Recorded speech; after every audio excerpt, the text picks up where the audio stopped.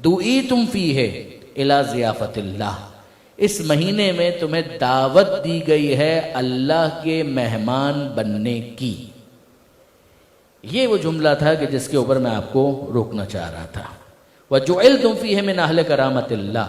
اس مہینے کے اندر اللہ نے تمہیں عزت والا بنا دیا۔ دُعِیتُمْ فِيهِ إِلَى ضِیَافَةِ اللَّهِ، اس مہینے میں اللہ نے تمہیں اپنا مہمان بننے کی دعوت دی ہے کہ تم اللہ کے مہمان بن جاؤ۔ اور یہ وہ موقع ہے کہ جہاں پر میرے نوجوان دوستوں کو حق ہے کہ وہ سوال کریں،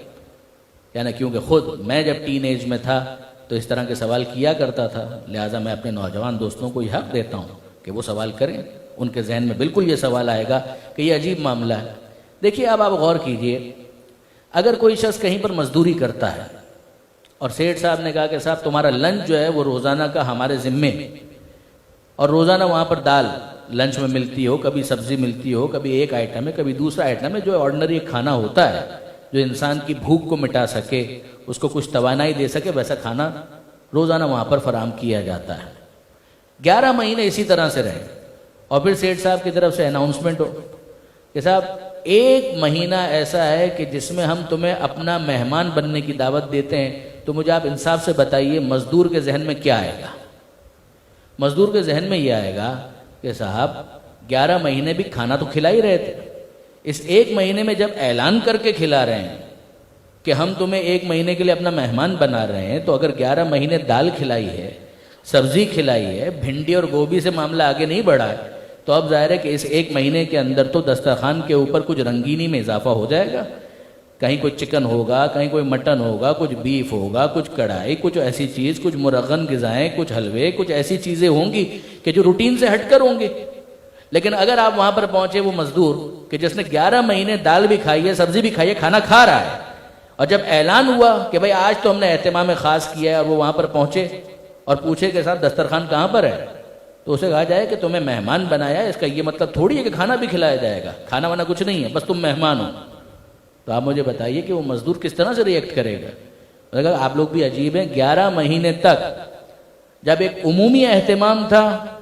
تو دسترخوان بچھا ہوا تھا، کھانا چنا ہوا تھا، اور آج جب اعلان کیا ہے تو دسترخوان بڑھا دیا، دسترخوان کے اوپر کچھ بھی موجود نہیں ہے۔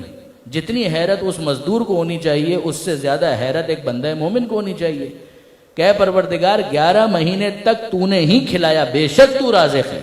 مگر اے مالک یہ کچھ سمجھ میں نہیں آیا کہ تیرا حبیب کہہ رہا ہے دعیتم فیہ الی ضیافت اللہ، 11 مہینے کے لیے یہ اعلان نہیں ہوا تھا کہ تمہیں مہمان بنایا جا رہا ہے، اس 1 مہینے کے لیے یہ اعلان ہوا کہ تمہیں مہمان بنایا جا رہا ہے۔ اور یہ عجیب انداز میزبانی ہے کہ یہ پہلا اناؤنسمنٹ ہی یہ آیا کہ صبح سے لے کر مغرب تک تمہیں کھانا کھانے کی اجازت نہیں ہے، پانی پینے کی اجازت نہیں ہے۔ کیا اس کا کوئی حل ہے؟ اس کو ریکنسائل آپ کیسے کریں گے؟ یہ میزبانی کا انداز عجیب ہے۔ لیکن برادران عزیز، یہیں پر وہ لعلکم تتقون ہماری مدد کرتا ہے کہ پروردگار کیا سمجھانا چاہ رہا ہے۔ پروردگار عالم یہی سمجھانا چاہ رہا ہے، بے شک 11 مہینے بھی تم میرے مہمان تھے، اور اس مہینے میں اہتمام خاص کے ساتھ تم میرے مہمان ہو، مگر تم اپنے طریقے پر خود غور کرو،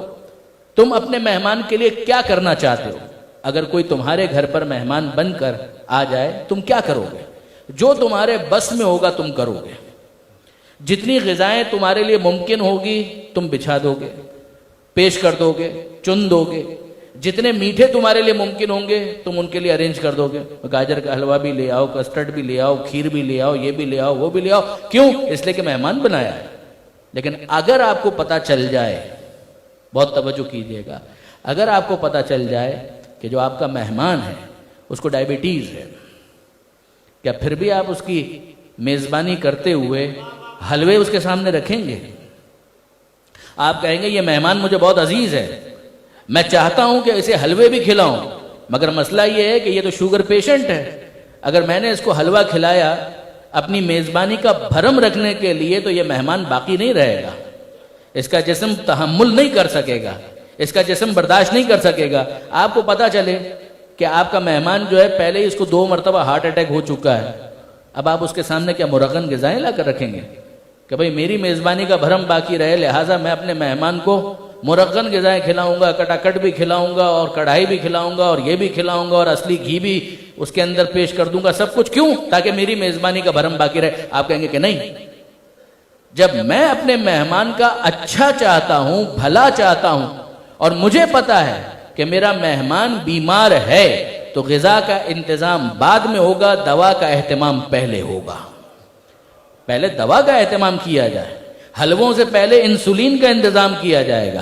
اگر وہ ہارٹ پیشنٹ ہے تو جو اس کی ضرورت کی دوائیں ہیں پہلے ان کا انتظام کیا جائے گا کہ کہیں اس کے جسم کو نقصان نہ پہنچے۔ یہی پروردگار نے کہا 11 مہینے بھی تم میرے مہمان ہو، کھانا کھلایا، مگر یاد رکھو اس ایک مہینے میں جس طرح سے جسم کے بیمار ہونے پر میزبان مینیو تبدیل کر دیتا ہے، روح کی بیماری کی صورت میں تقویٰ کا ڈوز ضروری ہے، لہٰذا یہ اہتمام پہلے ہوگا کہ تمہاری روح پاک و پاکیزہ ہو جائے۔ روح کی طہارت کا انتظام پہلے ہوگا، غذاؤں کا انتظام بعد میں ہوگا۔ درود بھیجئے محمد و آل محمد۔